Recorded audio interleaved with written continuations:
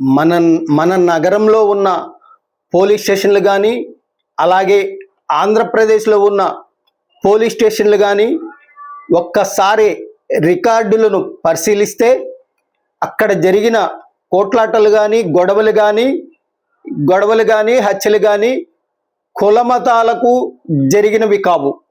వాళ్ళ బంధుత్వాలకి, భూ కబ్జాలకి, లేదా బ్లేడ్ బ్యాచ్, గంజాయి బ్యాచ్లకి, ఏ సందుల్లో గొంతుల్లో జరిగిన గొడవలు కానీ, హత్యలు కానీ, కోట్లాటలు కానీ, తిట్లు కానీ మత్తు పానీయాలు తీసుకొని జరిగినవే.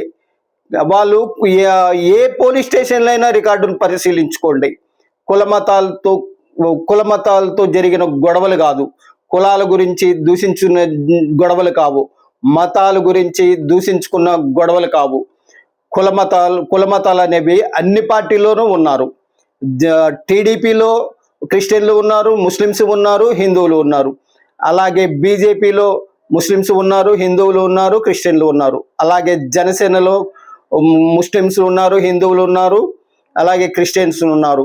అలాగే కాంగ్రెస్ పార్టీలో కూడా హిందువులు, ముస్లింలు, క్రిస్టియన్లు ఉన్నారు. అలాగే వైసీపీలో కూడా ఉన్నారు హిందువులు, ముస్లింలు, క్రిస్టియన్లు. ఇది కులమతాల సమస్య కాదు. మనలో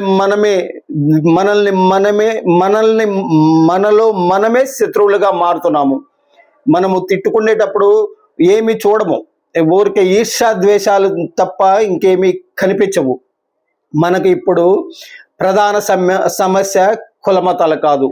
ప్రధాన సమస్య ఇప్పుడు దేశంలో ఉన్నది యుద్ధ వాతావరణం.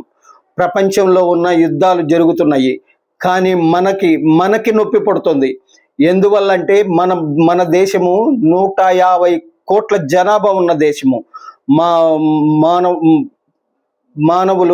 మానవ సంపద ఎక్కువగా ఉన్న దేశం మంది. ఎక్కడ ఏ సమస్య వచ్చినా సరే చాలా క్లిష్ట పరిస్థితులు తయారవుతుంది. ఇప్పుడు మనం చేయాల్సింది ఒకటి సమస్య, పొదుపు సమస్య.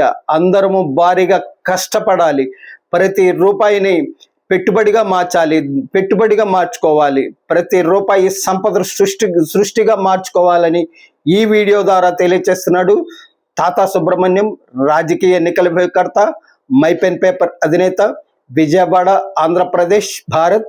మిగిలిన విషయాలు రేపు మాట్లాడుకుందాం.